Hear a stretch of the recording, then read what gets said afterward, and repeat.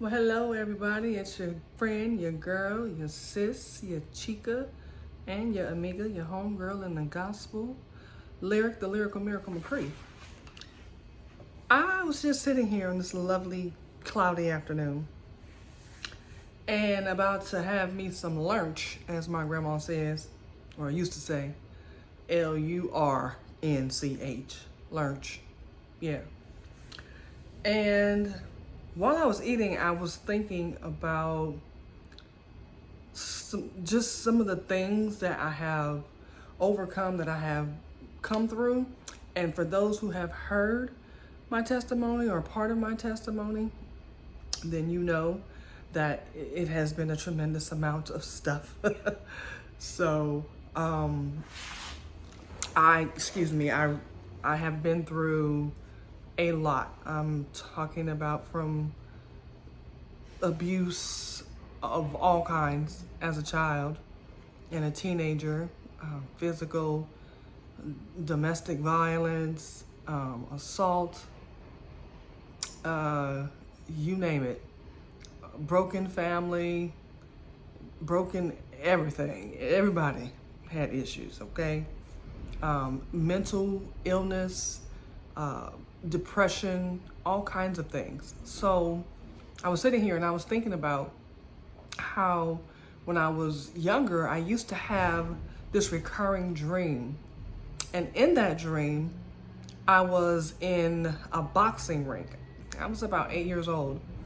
And I had this dream often. And I was in the boxing ring. And there's a stadium full of people. Or not a stadium, but, well, yeah, I guess it would be called a stadium, but the place is full, it's packed. I'm, as a kid, in one end of the ring, and on the opposite end are about 3 or 4 heinous looking things who, as a child, I referred to as monsters, but as I've gotten older and matured in the Lord, I believe they were demons. So, every single time that I had this dream, it was always me in one corner and them in the other corner. And every single time the referee or whoever rings the bell and starts the actual fight, I am standing there horrified. I'm mortified just by what I'm seeing, let alone the fact that I'm expected to fight them. I'm a kid, for goodness sakes. As an adult, I would have been mortified. So I don't even know the depth of the fear I felt. But I could literally feel it in my little body as I was sleeping and having this dream. Every time I saw them, I wanted to wake up, but I couldn't. So the bell would ring for us to fight, and out of nowhere, this very tall man, he always had on white, and he always would take just one step. He would be sitting in the audience or somewhere in the audience, and I always noticed that he was far away in comparison to where I was in the audience, but he only took one step. Like just one step, and he would be standing right in front of me. Like he just took one giant step over people, and he was standing in front of me. And I couldn't see his face, so I believe it was the Lord. But as a child, I never saw his face. I just saw that he always had on white, and that it was really bright around him. And he would look over his shoulder and say to me, "Don't worry, just stand there. I'll fight." And I would just feel such relief. I just felt such relief. And I'm standing behind him and I'm looking to see what's going on. And then I'm looking, trying to see. And all I know is that they would ring that bell.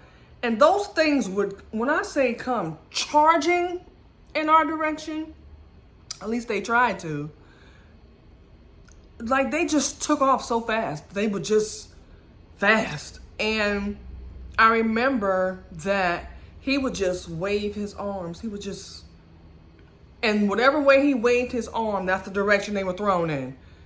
And then they were trying to come back, and I was like, wow, they will not give up, but they are getting whooped on. Every time he would just wave his hand.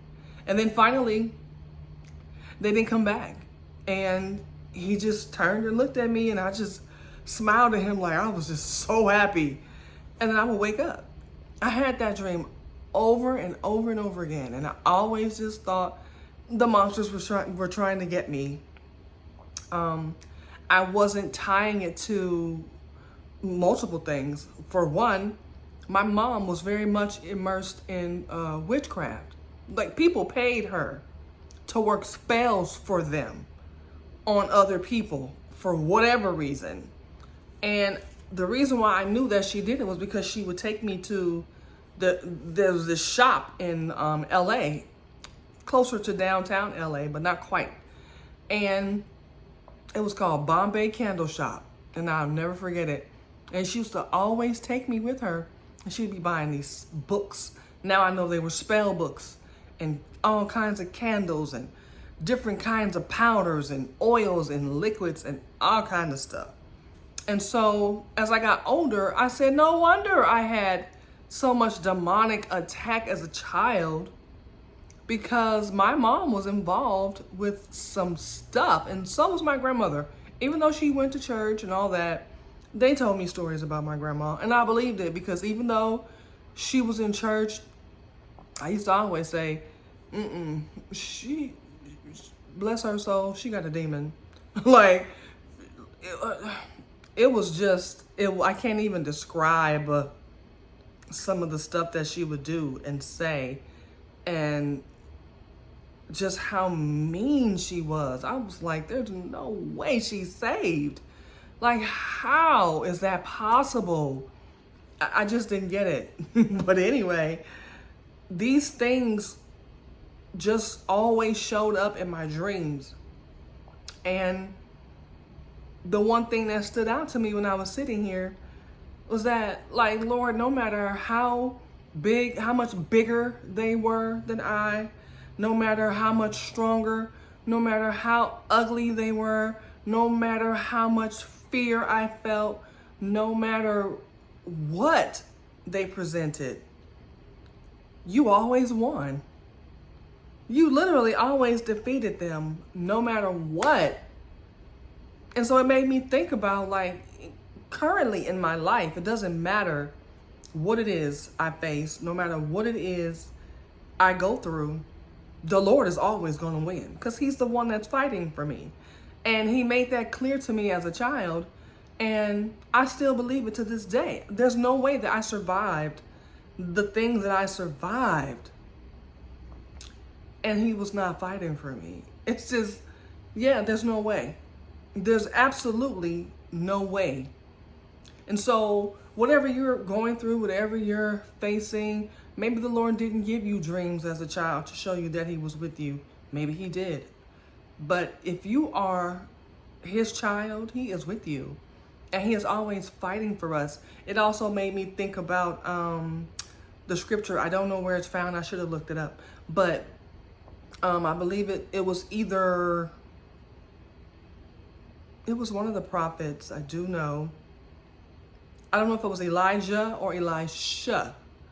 But I believe it was Elijah. I could be wrong though, but it was one of those. It was Elisha or Elijah. And this great army had come against them. And it was just, I think it was just he and his few men. And they were surrounded. They were surrounded. The whole city was surrounded. They were coming to kill them. And so one of the men that was with the prophet was afraid. He was mortified. Yeah, I would have been too. He was, because in his natural mind, we're outnumbered here. Hello, do you see this army that has come against us? And so the prophet prayed that the Lord would show him, that his eyes would be open so that he could see the fierce army of the Lord that was with them. And the Lord showed him, and he saw the army of the Lord surrounding the army that was coming against them. And the prophet let him know, like, there are more with us than there are of them. You can't outnumber the Lord. You can't outdo the Lord. I don't care who or what is coming against you. It ain't bigger, badder, stronger, mightier, wiser, craftier. It can't outcraft the Lord. It can't out sneak him. I don't care how many plots, plans, or ploys the enemy has. He cannot outdo our God, period. It's not going to happen. It's not going to happen. And so that really encouraged me, because I'm still facing some things. I'm going through stuff like other people go through stuff.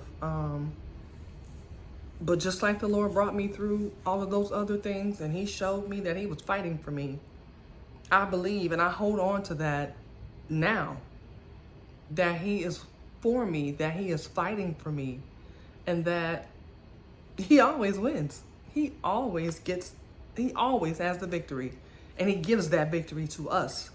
And so, I mean, yeah, I love the Lord, and he remains undefeated. He remains undefeated, and he will always be undefeated, period. I don't care what the enemy says or what he does. He is defeated. And the quicker we realize it, the better off we'll be. The less stress we'll be carrying around, the less depressed many of us will be, we'll get more sleep. We'll have more energy. We'll be more hopeful and optimistic, because our hope is in the Lord. But if you're hoping in someone and you're not sure whether or not he has your back, then that's stressful. So I just pray that this encourage someone, that it let you see and hear that God is a faithful God. And I pray that you have your own experiences that have led you to believe that God is faithful. And most importantly, his word says that he is faithful. He himself has said that he is faithful, that there is none like him. And so I believe him. Do you? Be blessed.